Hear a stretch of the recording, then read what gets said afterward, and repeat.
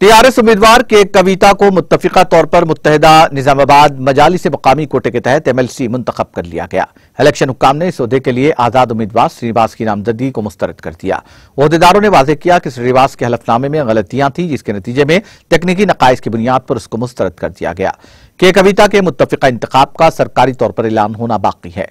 मालूम हुआ है कि मुत्तहिदा निजामाबाद जिले के लिए कविता की खिदमात फिर एक बार रंग लाई हैं। कविता जो कि 1 साल कबल इसी हल्के से एमएलसी के तौर पर शानदार कामयाबी हासिल की थी, फिर एक बार मुत्तफिका तौर पर मुंतखब करार पाई। के कविता की जानिब से नामजदगियों के 4 सेट जमा कराए गए थे।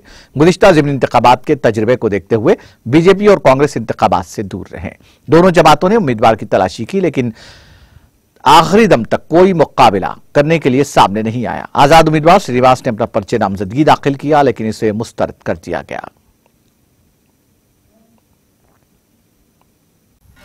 नाज़रीन, हमारे टीटीवी न्यूज़ को सब्सक्राइब करिए, बेल आइकॉन को प्रेस करिए, शेयर करिए और लाइक करना ना भूलें। और किसी एडवर्टाइजमेंट से मुताल्लिक जानकारी के लिए हमारे इस नंबर पर कांटेक्ट कीजिए। हमारा नंबर है 9550102020।